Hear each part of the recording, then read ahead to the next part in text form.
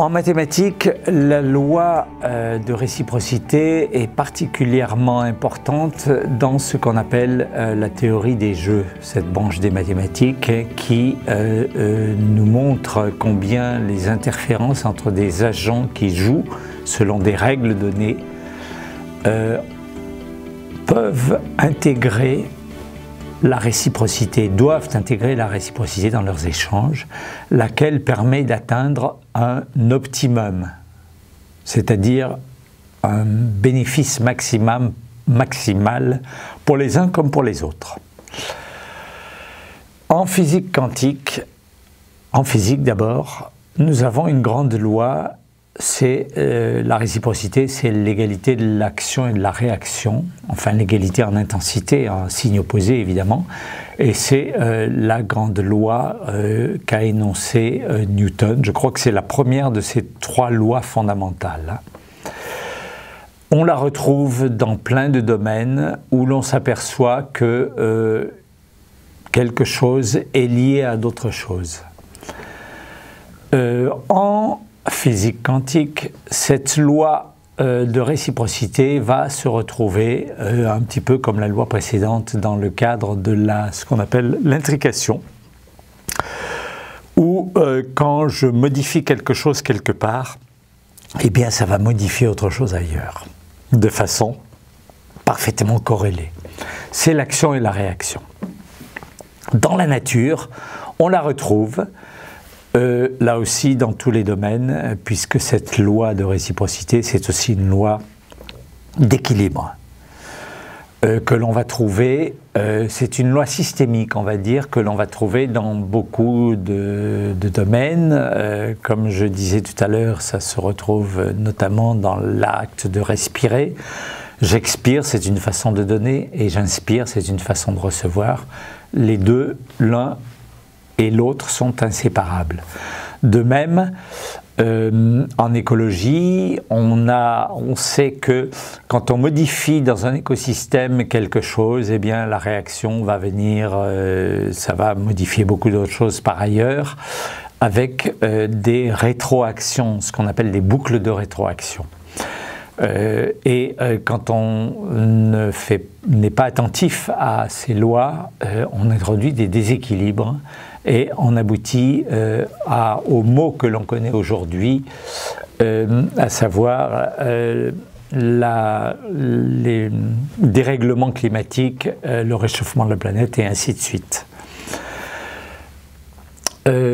Cette notion d'équilibre, de réciprocité, et on va dire d'équilibre des contraires, se retrouve dans la pensée chinoise. On parle du yin et du yang. Ça se retrouve en électricité, le pôle plus, le pôle moins. Si on n'a pas l'un et l'autre de ces pôles, il ne se passera rien. C'est-à-dire l'électricité ne va pouvoir agir que dans la mesure où on a ces deux contraires qui sont en relation réciproque. Le jour succède à la nuit et réciproquement, et on a un couple fondamental dans le vivant qui s'appelle le couple prédateur-proie, et là aussi on a une espèce d'action et de réaction. Et d'ailleurs, quand on modélise la dynamique de population du prédateur et de la proie, on voit bien que les deux sont liés, à savoir tout simplement si vous avez une multiplication du nombre des proies, le nombre des prédateurs va suivre, va exploser, jusqu'au moment où il n'y aura plus beaucoup de proies à force de se faire manger, et du coup les prédateurs vont avoir leur population diminuer elle aussi, et donc là on va avoir des espèces de cycles.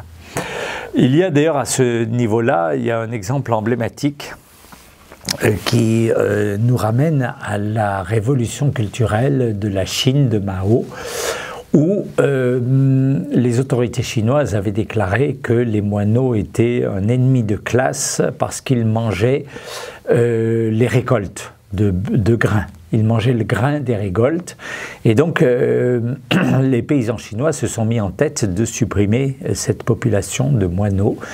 Et on s'est aperçu que l'année suivante et les années suivantes, les récoltes étaient très mal en point.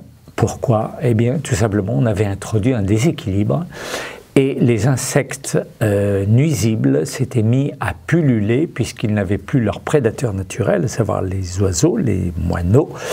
Et donc, en fait, le résultat était catastrophique. Donc, ce genre de mésaventure nous rappelle combien la loi de réciprocité, la loi d'équilibre, la loi d'action et de réaction est importante et demande à être respectée.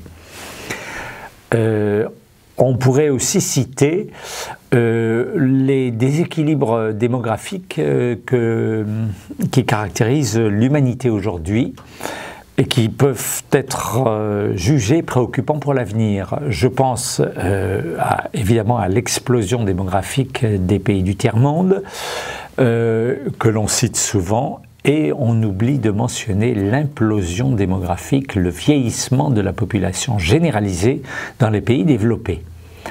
Les tendances actuelles sont préoccupantes pour l'avenir et l'on peut se demander si on ne va pas au-devant de conflits qui seraient en partie motivés par ce genre de déséquilibre. Voilà, je referme la parenthèse, mais c'est un petit peu comme disait Sauvy, quand on a des zones de forte pression atmosphérique, disons en météorologie, quand on a des zones à forte pression et d'autres à basse pression, et c'est aussi valable pour la démographie, eh bien, tôt ou tard, cela donne lieu à des tempêtes. Voilà. Je referme cette parenthèse. Sur cette loi de l'action et de la réaction, il y a quelque chose, il y a un petit fait qui est intéressant, je trouve, qui est ce qu'on appelle l'effet protecteur des jumeaux.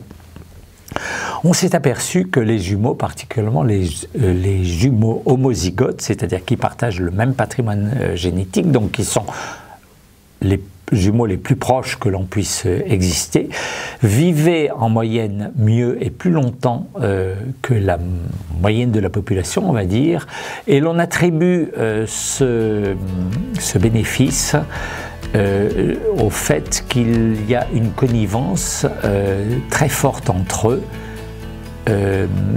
une espèce de réciprocité intime qui les aide finalement à renforcer notamment leur immunité.